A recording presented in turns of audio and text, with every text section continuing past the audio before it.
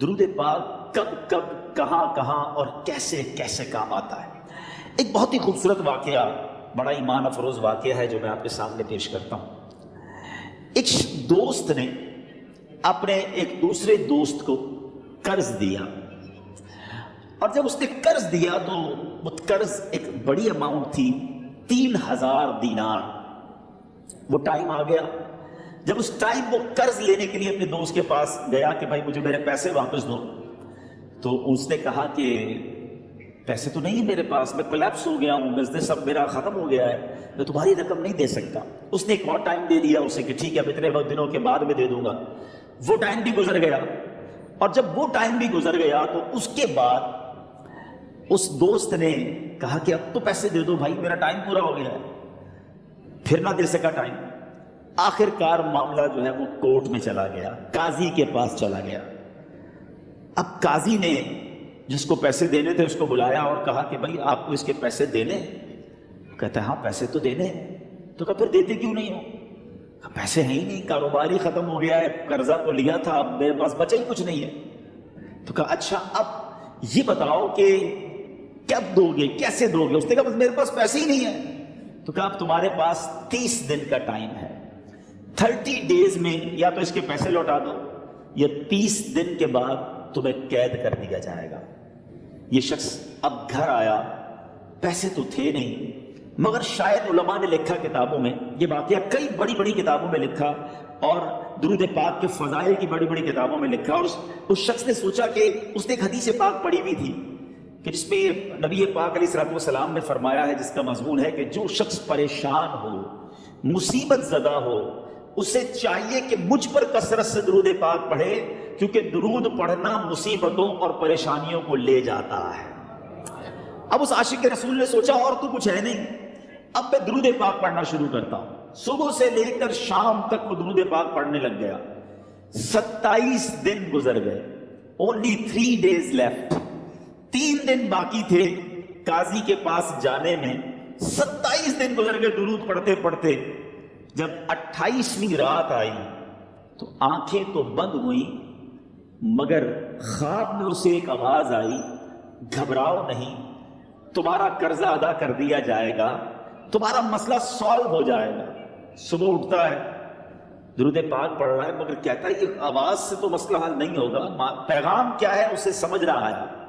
28واں دن گزر گیا، 29ویں رات آ گئی، مگر اب آنکھیں بند ہوئیں اور قسمت جاگ اٹھی۔ نبی پاک صاحب لولاک صلی اللہ تعالیٰ علیہ وسلم خواب میں تشریف لائے، اور پیارے آقا صلی اللہ تعالیٰ علیہ وسلم نے فرمایا گھبراؤ نہیں، علی بن عیسیٰ وزیر کے پاس جاؤ، وہ تمہارا قرضہ ادا کر دے گا۔ اب یہ عاشق رسول صبح اٹھا تو ویری فریش، حشاش بشاش کہ اب تو کام ہو گیا، نبی پاک نے خواب میں آ کر بشارت دی ہے۔ مگر پھر ذہن میں سوال آیا کہ علی بن عیسیٰ کے پاس جاؤں گا تو ثبوت کیا ہے، پروف کیا ہوگا؟ میں جا کر اس کو کہوں گا کہ میرا قرضہ دے دو، تو ایسا تو قرضہ نہیں دے دینا، اور میں نے اس کو کہا کہ مجھے نبی پاک نے خواب میں کہا ہے، اور اس نے اگر مجھ سے کوئی نشانی مانگی تو میں نشانی کیا دوں گا؟ آخری دن تھا، 29واں دن تھا، وہ بھی درود پڑھتے پڑھتے گزر گیا۔ 30th نائٹ آ گئی، صبح وہ دن ہے جب عدالت میں جانا ہے۔ اب اس رات پھر نبی پاک علیہ الصلوۃ والسلام خواب میں تشریف لائے، اور آقا علیہ الصلوۃ والسلام نے فرمایا کہ علی بن عیسیٰ وزیر کے پاس جاؤ، وہ تمہارا قرض ادا کر دے گا۔ کہ حضور چلا تو جاؤں گا، لیکن اگر وزیر نے مجھ سے کوئی نشانی طلب کی تو میں کیا جواب دوں گا؟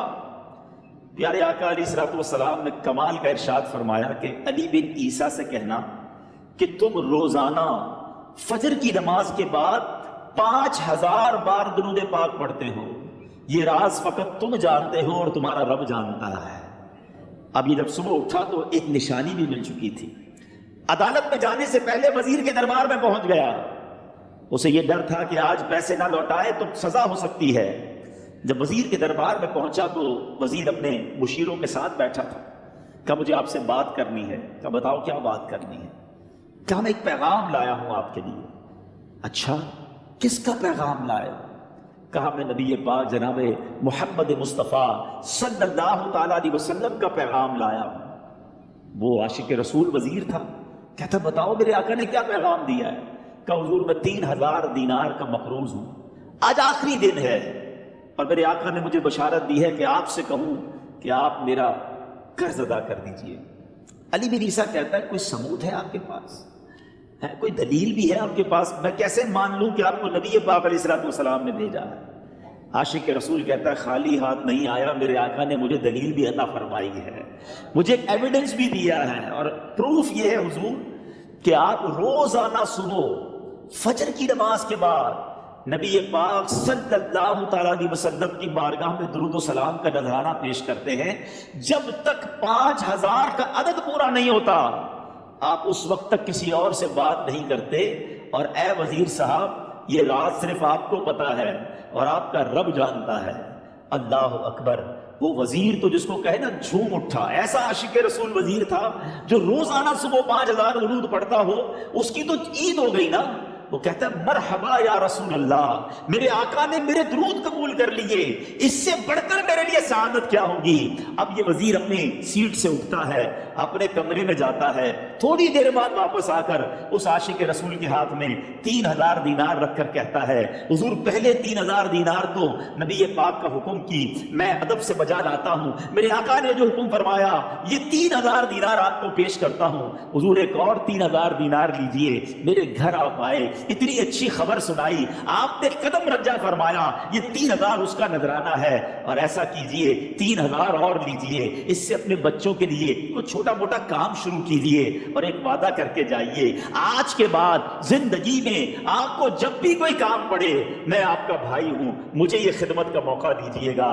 اللہ اکبر۔ وہ مقروض جو ایک رات پہلے 3000 دینار کا مقروض تھا، ہو سکتا ہے اس کے بیک آف مائنڈ یہ بھی چل رہا ہو کہ اب شاید کل میں نے جیل میں جا کر عدالت میں جا کر گرفتاری دے کر جیل میں جانا ہے، مگر اب 9000 دینار ہاتھ میں ہیں۔ عاشق رسول جھومتا ہوا نبی پاک کی یاد میں گھومتا ہوا اب عدالت میں پہنچا۔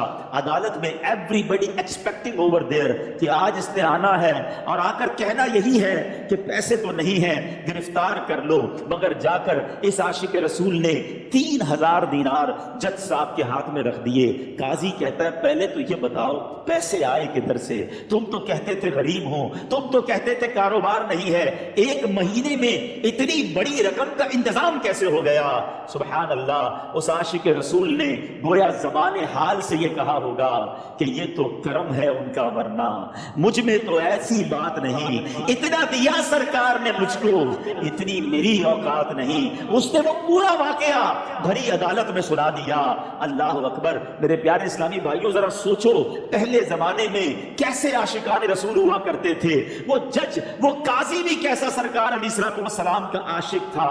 اپنی سیٹ سے اٹھتا ہے، بھرے دربار میں بھری عدالت میں وہ اپنے چیمبر میں اپنے کمرے میں جاتا ہے، اور تھوڑی دیر بعد واپس آ کر اس کے ہاتھ میں بھی 3000 دینار ہیں، اور وہ 3000 دینار جو ہے وہ اس عاشق رسول کے ہاتھ میں رکھتا ہے کہ سارا ثواب علی بن عیسیٰ کیسے لے جائے، میں بھی تو نبی پاک کا غلام ہوں، میں تمہارا قرضہ میں ادا کرتا ہوں۔